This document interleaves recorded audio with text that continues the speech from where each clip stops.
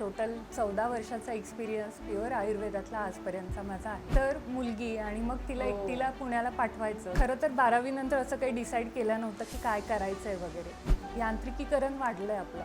म्हणजे जिथे पूर्वी शाळेला जात असताना मुलं 1-1, 2-2 किलोमीटर चालत जायचं.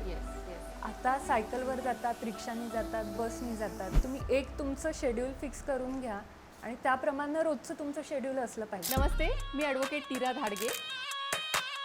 कोणत्याही क्षेत्रात तुमची कामगिरी वाखाणण्यासारखी असेल, इतक्या लोकांशी मी बोलतेय ना, काहीतरी रोज नवीन शिकायला मिळतं. एकमेकांना मदत करण्यासाठी तुम्ही ही कम्युनिटी जॉईन करू शकता, पुणे वुमन्स क्लब.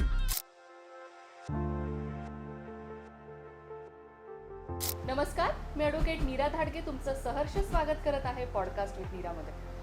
खूप वेगळ्या व्यक्तींना आपण भेटतोय, वेगळी माहिती घेतोय. सगळ्यांच्या जर्नीमधनं काहीतरी नवीन शिकण्यासारखं आपल्याला रोज भेटतंय. तशाच आज आपल्याकडे आलेले आहे डॉक्टर मनस्वी जाधव मॅम. ते आपल्याला आयुर्वेदाबद्दलही सांगतील, त्यांच्या करिअरबद्दलही सांगतील आणि आय होप तुम्ही आज काहीतरी नवीन नक्कीच घेऊन जाल. नमस्ते मॅम. नमस्ते. Welcome to our show. Thank you. Ma'am, तुमच्याबद्दल आम्हाला आमच्या ऑडियन्सला माहिती करून द्या. मी मनस्वी जाधव, डॉक्टर मनस्वी जाधव. येस. मी BMS आयुर्वेदाचार्य आहे आणि टोटल 14 वर्षाचा एक्सपिरियन्स प्युअर आयुर्वेदातला आजपर्यंतचा माझा आहे. बरं. माझं शिक्षण सगळं कोल्हापूरला झालं. त्याच्यानंतर माझी इनिशियल प्रॅक्टिस सगळी कोल्हापूरला झाली बिफोर मॅरेज. आफ्टर मॅरेज मी पुण्याला शिफ्ट झाले आणि आता पुण्याला मागच्या 2 वर्षांपासून पुण्याला माझी प्रॅक्टिस आहे. तुमचं क्लिनिक कुठे आहे? बानेर रोडला आहे, बरं. सिग्नेट कॉर्नरला. ओके. कोल्हापूर तुम्ही विषय काढला. मला खूप छान आणि खूप आवडतं कोल्हापूर आणि तिथली लोकं पण खूप प्रेमळ असतात. अगदी. माझे खूप चांगले फ्रेंड्स कोल्हापूरचे आहेत. तर असं मला नेहमी जाणवतं की कोल्हापूरचे जे लोक पुण्यामध्ये येतात त्यांना असं पुणे नेहमी हे वाटतं की खूप दगदग आहे, गडबड आहे. तर असे म्हणजे असं छोटं नाही राहिलेलं आता कोल्हापूर, पण छोट्या शहरातनं जेव्हा तुम्ही एज्युकेशन पूर्ण करता तेव्हा सपोर्ट तुम्हाला कुणाचा होता? आईवडिलांनी सपोर्ट केला? कशी जर्नी राहिली तुमची? मी असं सांगेन की खरं तर पहिल्यांदा सुरुवातीला माझ्या वडिलांचा सपोर्ट नव्हताच अजिबात. बरं. कारण एकतर मुलगी आणि मग तिला एकटीला पुण्याला पाठवायचं, इथं Yes. कोणी ओळखीचं नाही. येस. पण मग मी असं सांगितलं की नाही, मला जायचं आहे आणि मग मी आले इकडं. ओके. त्याच्यानंतर 2015-16ला माझं लग्न झालं. ओके. तर माझे हजबंड पण इकडेच जॉब करतात पुण्यात. त्याच्यामुळं आता पुण्यातच राहतो. हो हो हो हो. पुण्यात जेव्हा सुरुवातीला आले तेव्हा इकडे खूप सारे फ्रेंड्स वगैरे कोणीच नव्हते. पण लग्नानंतर माझे हजबंडच माझे फ्रेंड आहेत. Yes. त्याच्यामुळं मग मला तशी काही अडचण नाही आली. बरोबर. आयुर्वेद हे क्षेत्र कसं निवडलं तुम्ही? खरं तर 12वी नंतर असं काही डिसाईड केलं नव्हतं की काय करायचं आहे वगैरे. बरं.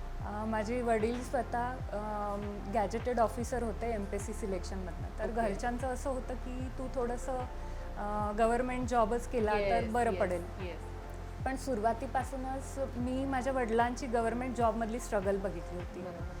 त्यांच्या ट्रान्सफर दर 3 वर्षांनी वगैरे. येस. आणि मला बिईंग अ मदर, म्हणजे ज्यावेळेस माझं लग्न होईल, मुलं होतील, त्यावेळेस मला ते मान्य नव्हतं की मी दर 3 वर्षांनी मुलांचे इतके सारे हाल करू. बरोबर आहे, बरोबर. म्हणून मग मला गव्हर्मेंट जॉबमध्ये जायचं नव्हतं आणि मग मी आयुर्वेदाकडे आले. ओके.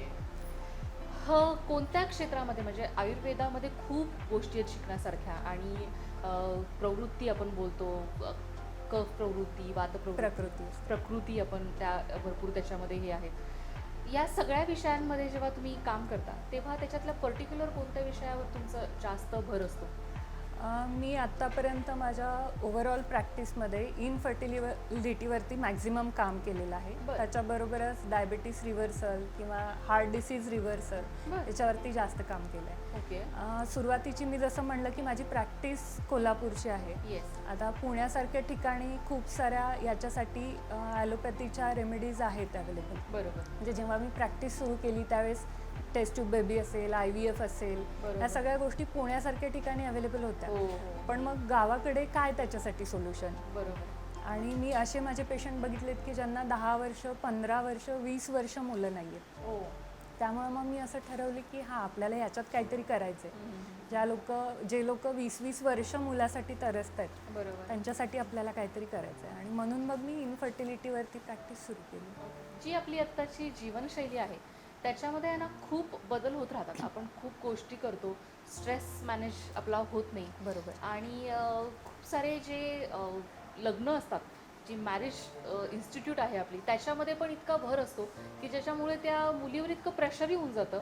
बेबी करायचं आहे, नाही करायचं आहे. एखादं वर्ष झालं की आपल्याला असं वाटतं की नाही नाही नाही नाही, अजून का नाही, अजून का नाही, आणि त्याचा अजून वेगळा स्ट्रेस येऊन जातो. बरोबर. त्यामुळे हा जो इन्फर्टिलिटी हा जो वास्ट विषय झालेला आहे, तर एक काय तुम्ही टिप्स द्याल? जर असं काही असेल तर काय तुम्ही टिप्स द्याल एक त्याच्यावर? सगळ्यात महत्त्वाचं मी सगळ्यात सांगेन तुम्हाला की इनफर्टिलिटी असू दे किंवा इतर कुठलेही आजार असू दे, आज झालंय काय की ज्या वेळेस 30-40 नंतर एखादा आजार होतो Yes. त्यावेळेस लोक व्यायाम करायला वळतात.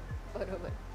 मुळात आई वडिलांनी मुलांना लहानपणापासून शिकवलं पाहिजे योगासनं आणि व्यायामाची गरज Yes. काय आहे. Yes. जसं आपण उठल्यानंतर ब्रश करतो, जेवतो, हे आपलं रुटीनचं काम आहे. बरोबर. अभ्यास करतो, शाळेला जातो, Yes. तसंच व्यायाम हे एक रुटीनचं काम असलं पाहिजे, हे आपण मुलांना शिकवलं पाहिजे. आणि जर आपण योग्य व्यायाम, योग्य एक्सरसाइज, योगासनं कुठल्याही प्रकारचं असू दे, योगाच Yes. करायला पाहिजे असं काही नाही, बरोबर. पण एक्सरसाइज असेल ना तर मग कुठल्याच आजारांना, जे लाईफस्टाईल डिसऑर्डर्स आहेत ज्याच्यावरती मी सध्या आता हे तिन्ही विषयांवरती काम करते, बरं. तर हे होणार नाहीत. ओके. त्यामुळं मुलांना आधीपासूनच मला असं वाटतं की एक हेल्दी जनरेशन आपल्याला क्रिएट करायचं असेल तर आपण मुलांना लाईफस्टाईल शिकवायला पाहिजे. काय म्हणाल? Lifestyle disorder. लाईफस्टाईल डिसऑर्डर ह्या संकल्पनेबद्दल आम्हाला थोडं सांगा.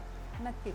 लाईफस्टाईल डिसऑर्डर म्हणजे चुकीच्या आहार विहाराच्या सवयींमुळं किंवा जगण्याच्या सवयींमुळे तयार होणारे आजार, येस. त्याला आपण लाईफस्टाईल डिसऑर्डर म्हणणार. येस. आणि सुरुवातीला तुम्ही बघाल आपल्या आजी आजोबांना डायबिटीज किंवा हार्ट डिसीज एवढे नसायचे. बरोबर. आता माझ्याकडे 20-24 पेशंट हार्ट डिसीजसाठी येतात, डायबिटीजसाठी येतात. अरे बाप. हे कशामुळे होत आहे? यांत्रिकीकरण वाढलं आहे आपलं. म्हणजे बरोबर. जिथे पूर्वी शाळेला जात असताना मुलं 1-1, 2-2 किलोमीटर चालत जायचे, येस. येस. आता सायकलवर जातात, रिक्षानी जातात, बसनी जातात, घरून गाडी सोडवायला येते. सोडायला घरून गाडी सोडायला येते. आणि बरोबर. मैदानी खेळ खेळले नाही जात Yes. शाळेत. येस. इवन आपल्या वेळेसही मैदानी खेळ असायचे. हो, हो. त्यामुळे जे एक्स्ट्रा कॅलरीज बर्न करायला लागायच्या त्या ऑटोमॅटिकली होत होत्या. आता असं होत नाही. बरोबर आहे. त्याच्यामुळे तयार होणारे हे डिसऑर्डर्स आहेत किंवा अवेळी खाणं पिणं होतं आहे. Yes. म्हणजे हे लहान मुलांच्या बाबतीत झालं, पण बरोबर. मोठ्यांच्या बाबतीतही तेच होतं. फास्ट जायचं आहे, मला ऑफिसला जायचं आहे, त्याच्यामुळं मग जेवणाच्या वेळा, कधी कधी मीटिंग सुरू आहे, मग सकाळचं बरोबर. जेवण लेट झालं, लेट होतं. रात्रीचं लेट होतंय, झोपायला लेट होतंय. Yes. म्हणजे आयुर्वेदात स्पेसिफिक दिनचर्या सांगितली आहे येस. की तुम्ही एक तुमचं शेड्यूल फिक्स करून घ्या आणि त्याप्रमाणे रोजचं तुमचं शेड्यूल असलं पाहिजे. म्हणजे उठणार कधी आहे, झोपणार कधी आहे, खाणार कधी आहे, हो, हो, हो. काय खाणार आहे, काय नाही खाणार आहे, या सगळ्या गोष्टी. मग आता म्हणजे तुमचे जे पेशंट तुमच्याकडे जे येतात त्यांना तुम्ही हे दिनचर्येपासून सगळं अगदी सांगताय. दिनचर्या, ऋतुचर्या, तुमच्या दिनचर्येमध्ये व्यायाम असला पाहिजे. मग तो 10 मिनिटाचा असू दे, येस. येस. तो असला पाहिजे. व्यायामातही परत प्रकार आहेत. शारीरिक व्यायाम वेगळा राहील, मानसिक व्यायाम वेगळा राहील, ज्याला आपण मेडिटेशन म्हणतो. तर त्याचीही सध्या गरज आहे, कारण सध्या इतका स्ट्रेस आहे लोकांना. KG मधली मुलं जरी घेतलीत ना तर त्यांनाही स्ट्रेस आहे, Yes. पण तो जाणवत नाही. बरोबर आहे. का जाणवत नाही? कारण इतके वर्ष तो स्ट्रेस घेऊन घेऊन आपण यूज टू झालाय, आपल्याला सवय झाली आहे, त्यामुळे तो ताण येतोय हेच समजत नाहीये लोकांना. ज्यावेळेस कुठला तरी आजार होईल किंवा त्याची लक्षणं दिसायला लागतील त्यावेळेस कळतं की तेव्हा आणि सगळे जागे होतात. हा, तेव्हाच तोपर्यंत- समजतं की हा ताण आलाय आपल्याला, त्याच्यामुळे ह्या सगळ्या गोष्टी घडल्या. बरोबर आहे. बरोबर आहे. तुमचं 3 इयर्सचं बेबी आहे आणि मॅरिड आहात तुम्ही, प्लस तुम्ही डॉक्टर आहात, तर हे सगळी क्षेत्र तुम्ही कशी मॅनेज करता? असं होतं का कधी की नाही नाही नाही नाही आज आता काम नको करायला किंवा नाही, मी जसं सुरुवातीला म्हणाले की मी पुढचा फॅमिलीचा विचार करूनच माझं करिअर निवडलंय, कारण माझी प्रायोरिटी माझी फॅमिली, माझी मुलं. बरोबर. मला असं म्हणायचं की मुलांची सगळ्यात मोठी गुरु कोण असते? शिक्षण कुठनं सुरू होतं तर ते आईपासून सुरू होतं. बरोबर. तर आत्ता ओव्हरऑल त्याची टीचर मी आहे. बरोबर. त्याच्यामुळे पहिले 3 वर्ष म्हणा, 5 वर्ष म्हणा, जोपर्यंत तो अकॅडमिक त्याचं सुरू करत नाही येस. तोपर्यंत त्याला लागणारी प्रत्येक गोष्ट मला देणं गरजेचं आहे. बरोबर. करिअर तर साईड बाय साईड माझं सुरू आहे बरोबर. आणि त्याला थोडी अशी सवय लागली आहे त्याच्यामुळं की तो माझ्यासोबत, इवन मी स्वतः अजून शिकते. येस. मी पोस्ट ग्रॅज्युएशन करत आहे. ओके. तर तो 3 महिन्याचा होता तेव्हा मला ॲडमिशन माझी फिक्स झाली. तर तेव्हापासून तो इवन माझ्या कॉलेजमध्येही येतो, अरे वा. OPD मध्येही येतो तो माझ्या. आणि त्याला अशी सवय झाली आता की ज्यावेळेस पेशंट सुरू असतात, कन्सल्टेशन सुरू असतात, त्यावेळी तो शांत बसतो, ऐकतो सगळं. हो.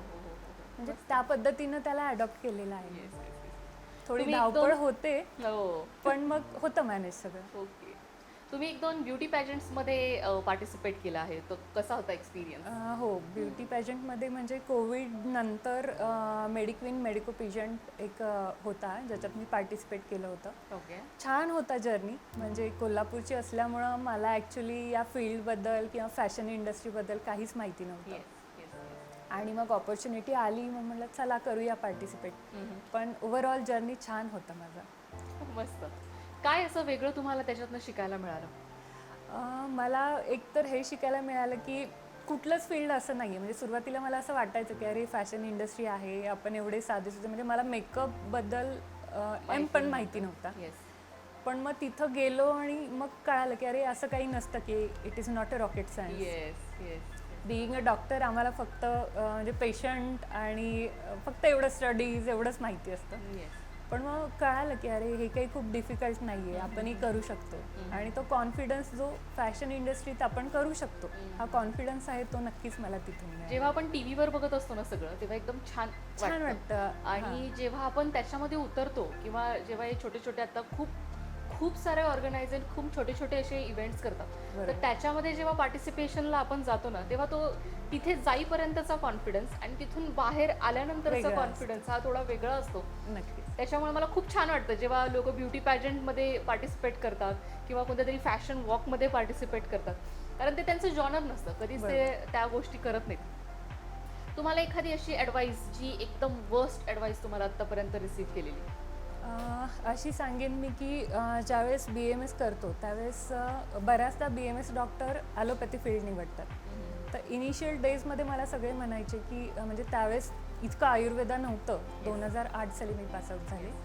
तर त्यावेळेस असं मला सजेशन होतं की काय आयुर्वेदामध्ये काय असतं, काय नाही होत, त्याच्याने काही मिळत नाही, बरोबर. तर ॲलोपॅथी प्रॅक्टिस कर. तर ही वर्स्ट सगळ्यात माझ्यासाठी ॲडवाईस होती. कारण मी स्वतः 14 वर्षाच्या प्रॅक्टिसनंतर मला स्वतःला माहिती आहे की मी प्रत्येक पेशंटला जस्टिस देऊ शकते, बरं करू शकते, आणि even though without any side effect. Yes yes. आणि अशी एखादी बेस्ट ॲडवाईस तुम्ही आत्तापर्यंत रिसीव्ह केलेली?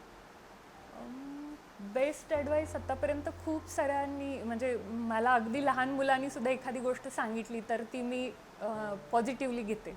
त्यामुळं असं स्पेसिफिक नाही सांगू शकणार, बरोबर. पण खूप साऱ्या आहेत अशा.